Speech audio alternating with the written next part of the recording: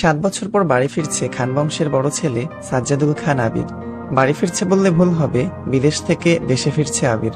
এই 7 বছরে খান বাড়িতে ঘটে গেছে অনেক ঘটনা, যার সাথে সশরীরে যুক্ত নেই আবির, তবে আত্মিকভাবে প্রতিটা ঘটনায় জড়িয়ে আছে সে। আবিরের বাবা চাচা 3 জন। আবিরের বাবা সবার বড়, নাম আলী আহমদ খান। তানভীরের বাবা মেজো, নাম মোজাম্মেল খান। ছোট চাচ্চুর নাম ইকবাল খান। আবির তার বাবা মায়ের একমাত্র ছেলে। মেজো চাচা মানে মোজাম্মেল খানের এক ছেলে এক মেয়ে। ছেলের নাম তানভীর খান, মেয়ের নাম মাহদিবা খান মেঘ। ছোট চাচার এক মেয়ে এক ছেলে, মিম আর আদি। এখনো তারা এলাকার যৌথ পরিবারগুলোর মধ্যে শ্রেষ্ঠ। বাড়ির সকলের প্রাণ যেন এক সুতোয় বাঁধা। 5 ভাই বোনের মধ্যে আবির সকলের চোখের মণি।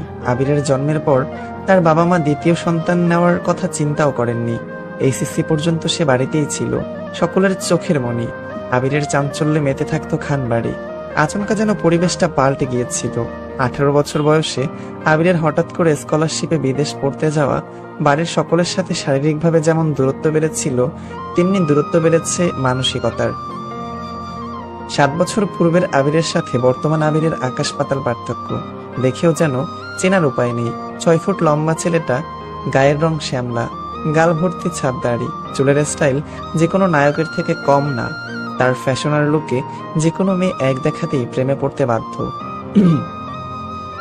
প্লেনে বসে আবির অবলীলায় ভেবে যাচ্ছে অতীতে ফেলে আসা স্মৃতিগুলো। সেই চাঞ্চল্যকর মুহূর্তগুলো এখন শুধুই স্মৃতির পাতায়। মাকে রেখে এসেছিল সেই যৌবনের প্রথম দিকে, যখন তার বয়স ছিল 18। সেই সময় মাই ছিল তার একমাত্র বন্ধু। আজ সে 24 বছরের যুবক। এতগুলো বছরের একটা দিনও বাদ যায়নি যে মায়ের সাথে ফোনে কথা বলেনি। বাড়ির সকলের সাথেই মোটামুটি কথা বলার চেষ্টা করেছে। ছোটবেলার স্মৃতিগুলো ভাবতে ভাবতে নিজের দেশে পৌঁছে গিয়েছে আবির। এয়ারপোর্টে আবিরের বাবা আলী আহমদ খান আর তানভীর দাঁড়িয়ে আছে।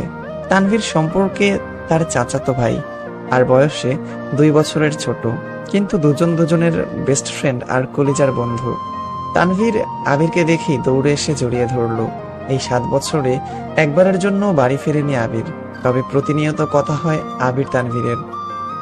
আবির তার আব্বুকে সালাম করে জড়িয়ে ধরে, তারপর বাড়ি ফিরে 3 জন।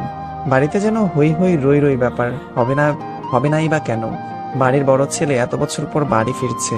রান্নাঘরে বাহারি রকমের রান্নার ধুম পড়েছে মা চাষিদের।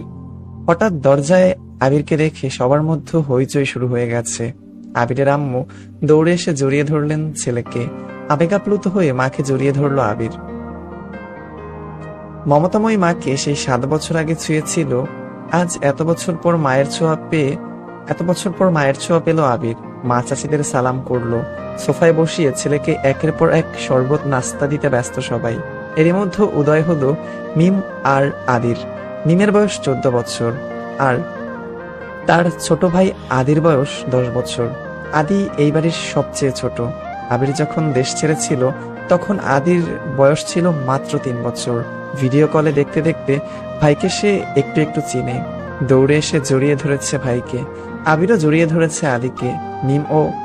মিমও আবিরের পাশে বসেছে, খোশ গল্প করছে সবাই মিলে।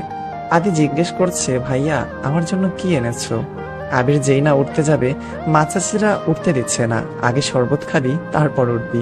আবির তানভীরের দিকে তাকিয়ে বলল, ওই লাগেজটা নিয়ে আয় তো। তানভীর একটা লাগেজ টান দিতে যাবে, আবির আচমকা বসা থেকে দাঁড়িয়ে, ওইটাতে ছবি না। তানভীর সহ বাড়ির সকলেই যেন অবাক হয়ে গেল। আবির আবার ঠান্ডা মাথায় বলল, পাশের লাগেজটা নিয়ে আয়। তানভীরও তার কথা মতো লাগেজটা নিয়ে আসলো। লাগেজ খুলে যে যার মতো জিনিস বের করছে আর জিজ্ঞেস করছে, এটা কার ওইটা কার। আবির শরবত খেতে খেতে উত্তর করছে, আদির জন্য বিদেশি দামি দামি খেলনা, মিমের